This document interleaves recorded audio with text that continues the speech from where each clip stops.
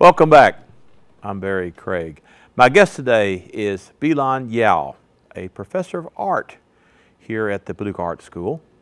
And she's going to talk about not just her art, but how this art reflects the history of her family. Welcome to the program. Thank you. Tell us about how you got from China to Paducah, Kentucky. Okay. So, I come to United States first because my daughter, she come to Purdue University for her graduate study. And I only have one child. In China, only allowed one children. So then I applied permanent resident status in China. Then I got it. So then I come to United States so I can work and study.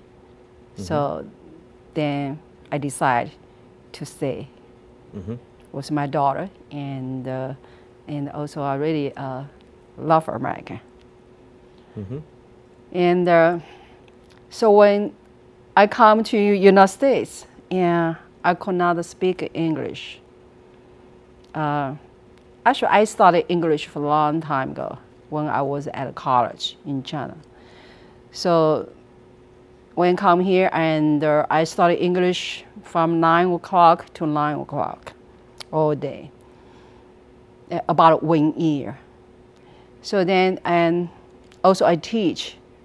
I taught art on Saturday and Sunday to Chinese students, but they speak English. They don't speak Chinese because the parents from China, but most of the kids born in here. So I live here. I really love here very much because other thing is the museums. I love museums. I travel a lot: New York, Boston, Chicago. Then 3 good art museums there. Yeah, very good museums. I'm very inspired. So then I wanted to teach and painting.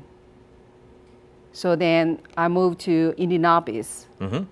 So I began taught at the Ham School of Art, Indiana University, for 5 years taught. So during the 5 years, and also I went to University of Indianapolis for my master's degree because I want to get more education, and also I want to improve my paintings. And so then, actually, at the University in Indianapolis, and I changed my painting style. In China, I was a landscape paint, and also photography and the Chinese calligraphy. So then, but I want to change it from a landscape to figure. The reason, because I want to paint in people, because people can show more feeling and emotion. So then I finished my master's degree in 2006, but this is part-time. I still teach 4 classes each semester, and at the Ham School and also at the Art Center in Indianapolis. Then after I did a service painting at the University in Indianapolis called Come Into Tibet. I went to Tibet 3 times.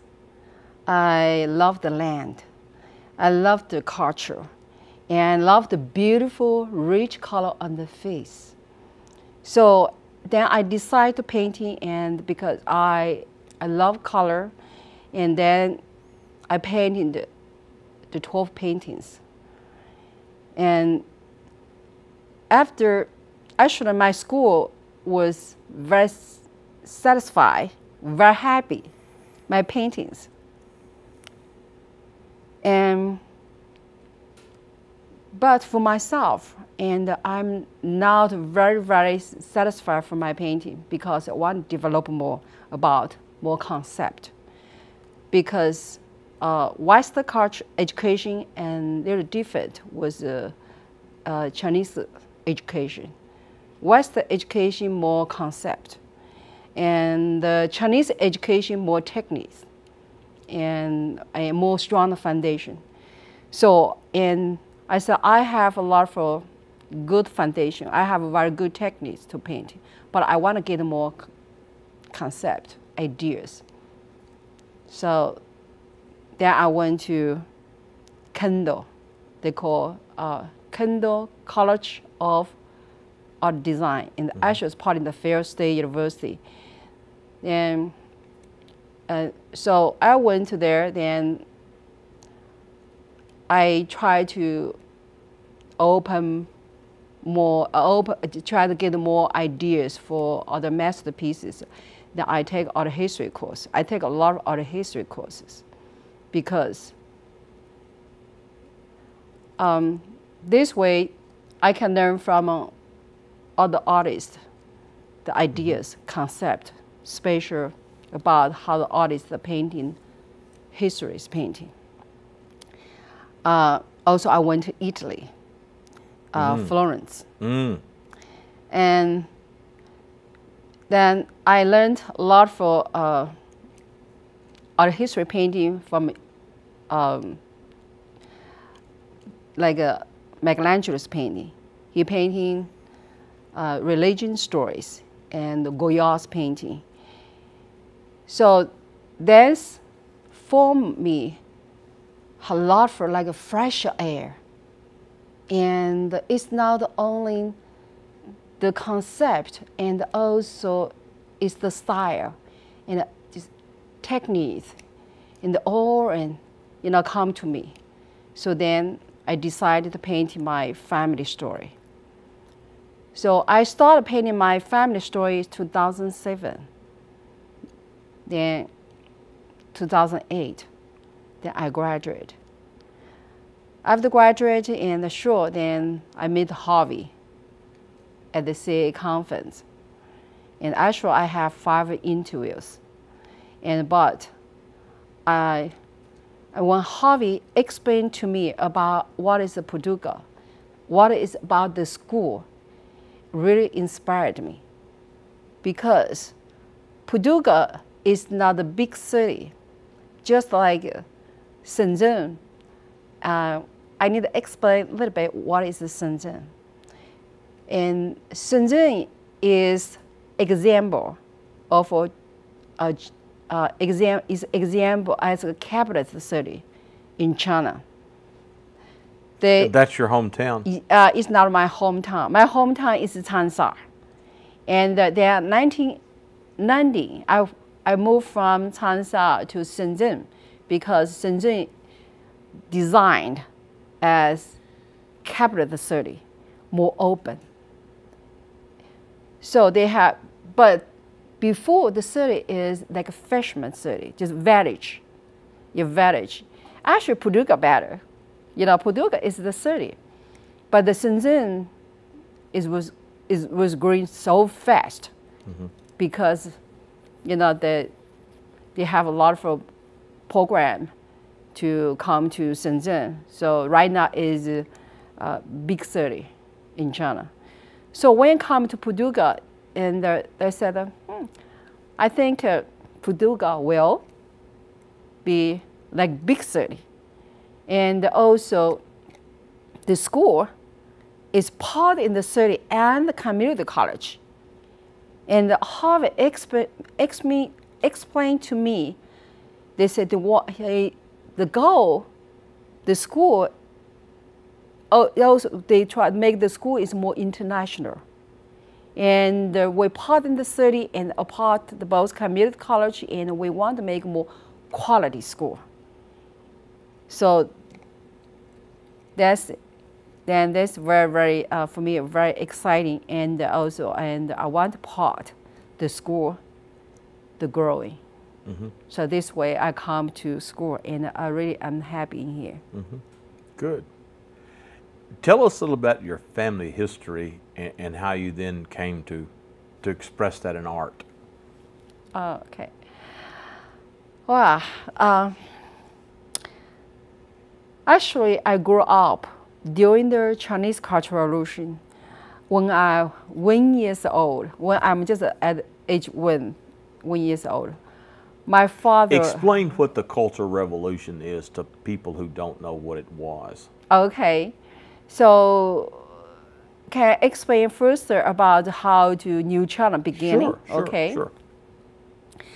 At New China beginning is 1949, and the president is Mao. And first, and my father was a doctor before the New China, and after New China, Mao encouraged everyone give you poverty to the government, because communists, so socialists. So my father was so happy because he thought there was New China. Everybody will have a good life, equal life. But China began in 1953. Mao began to have a movement like a San Fan Wu Fan movement, because Mao was not building a peace China. He tried to more control the people. So, but Mao is very politics, and he first encouraged people to speak freedom, to give more ideas to the government. My father spoke. So then they said my father against government. So my father was labeled as the capitalist, just rich people. And in 1955, then they put my father was in the prison for 7 years. I was 1 year old. So, and China beginnings the Cultural Revolution actually is 1966. But before the Cultural Revolution, the China has many movements. Like example, 1958. I want to say 1950 or 1958. My father was sick in the prison. So they let my father out for the prison to come home, come home for his illness. And then, because during this time, then Mao beginning make other movement. Is called Da Yue Jin. Yeah, Da Yue Jin is try to improve Chinese economy. And then the president called Liu Shaoqi, the vice president, and also the Deng, other Communist Party leader, they found out the Da Yue Jin, the idea was not improve Chinese economy. So 1960, then Liu tried to bring more different ideas to China to improve the economy. So first ideas, he tried to improve the free market. So my father was, when he out for the prison, when he illness, but he tried to improve our family. So then he followed the Liu, and he made the medicine business. Mm-hmm. Then 1966, and the Mao beginning don't like the ideas because they take too much power from here. So he launched, actually Mao launched the Cultural Revolution, I think because of Liu. So then Liu and Deng, the field, Liu Shaoqi field, and actually, and Mao not direct, is undirected put Liu in the prison. Actually, the vice president died in the prison, 1969. Mm-hmm. So, sure, my father came back to prison again. So then, you know, my family had so my father left very heavy responsibility to my mother. So my mother had to take care my grandmother and my two sisters, me and my brother by himself. So during this time, we lived for long, Changsha. In this area, nobody wanted to hire my mother. My mother could not get a job. Then finally, my mother get a job, is carry the hand truck. So the Cultural Revolution was now to only bring a lot of difficult time to people's life. And also, the Cultural Revolution destroyed million people's education and also the life. And the spacious education, because in 1968, Mao made other movement during the Cultural Revolution. They said children, the students cannot learn from a capitalist in the school because educate artist or capitalist, doctor, capitalist. Only poor people, poor, work, soldier are good. So the school almost closed about 10 years. And so my brother, you know, when we're young, when we're young, because we don't understand. So we thought my father was bad, was bad. So my brother followed Mao's ideas. 1968, he applied to the FAR for education, for his education. So this reason, because they want to leave my father, because he wanted to be in the farm for education, but he had a very, very terrible experience. Mm. And also my sister, she was 13 years old, and she did not want to study any books because she thought my father was bad too. And she announcement, I want to cut relationship with my father. So she want to be work. So when she's 13 years old, then she work the factory. Yeah, then about myself too. Then I myself I think I have a little different me because my brother was in the farm, and in China during these times, one family must have one children in the farm for study. Study from farms. If he come back, I have to go. So my brother said, please don't come to farms. I will stay. So to this day, my brother still citizen in the village, still right now. So he said because most of the girls went to farm, they raped. They had terrible life. So I stayed. Then I'm lucky. Then I studied at home, and also I had a lot of professional, the teachers, so teach me the poem, mathematics, language, and we cannot buy the book in the store. Then they wrote the handbook for me. I showed the book in the show in the gallery. Is your father still living? No, actually my father killed himself. Yeah, because he was disappointed. He Korea, his life. Did he kill himself in prison? No, and actually at home. And he killed himself actually very late after my mother died. And he tried many times. He tried many times to try to improve himself.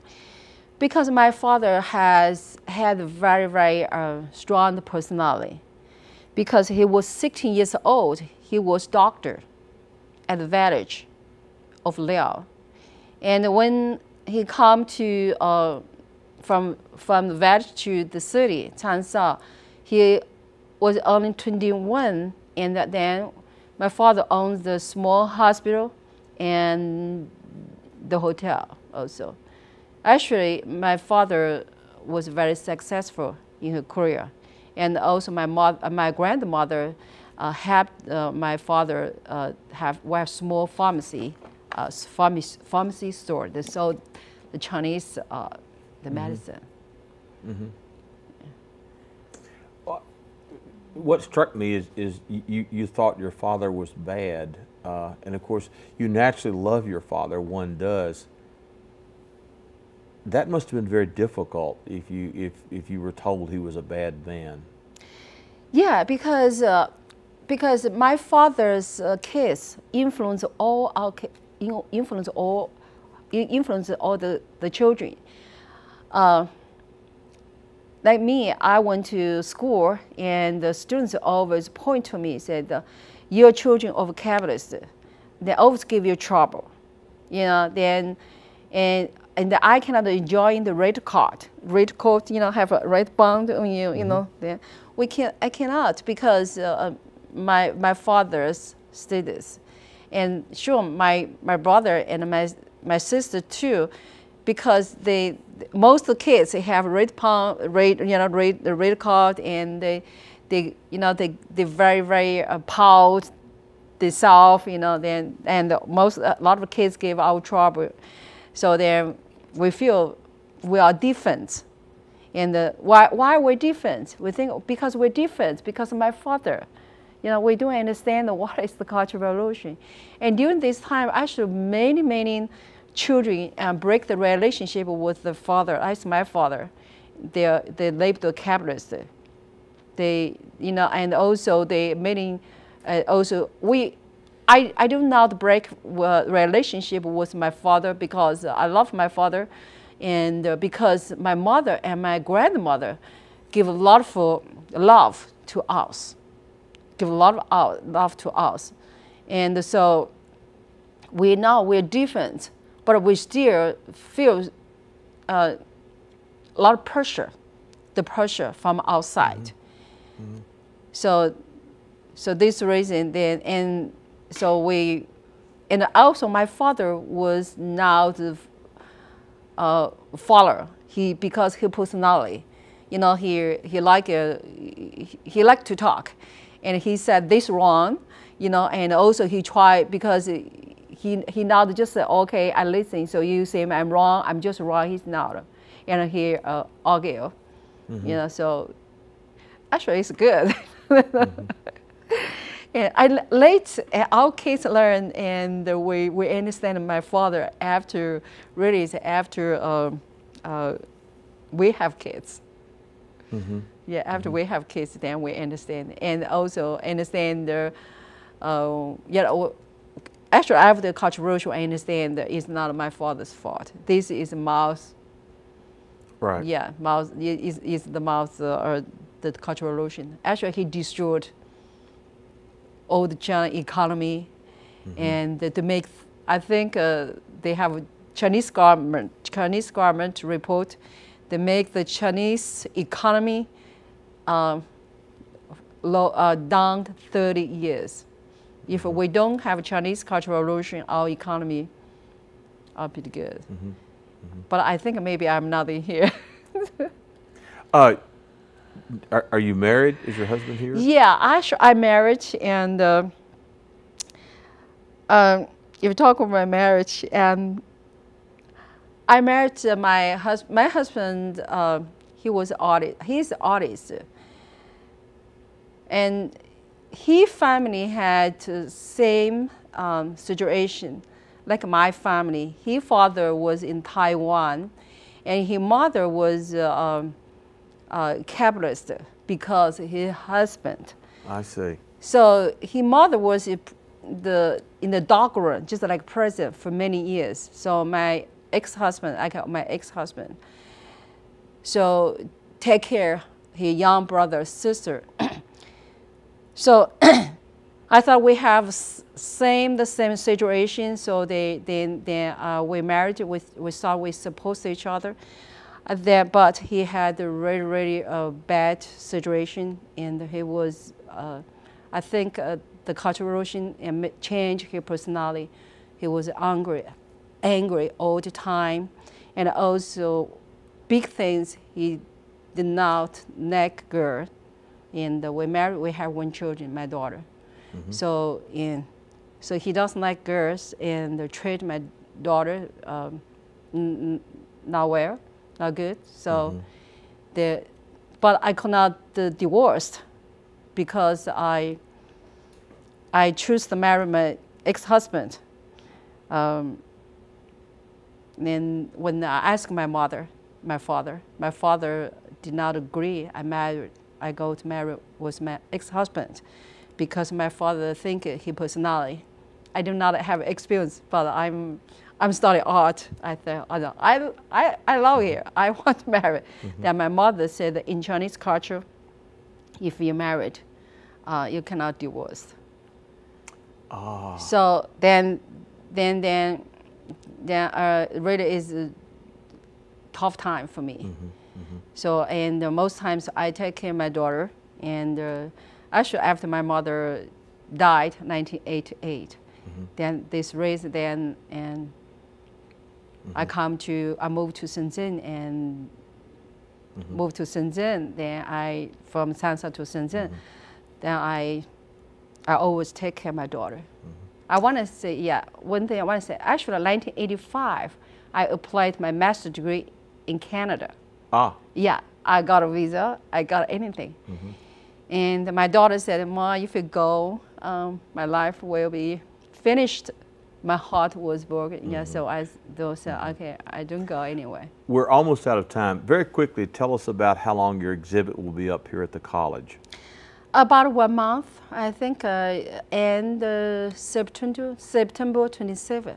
And they're on display in the lobby here at the yes, outside the theater. Yeah, and each painting has the statement, mm-hmm. Alexa painting. Mm-hmm. So because I want to paint the painting because I want people to remember this, mm-hmm. During this time mm-hmm. about Chinese history. Mm-hmm.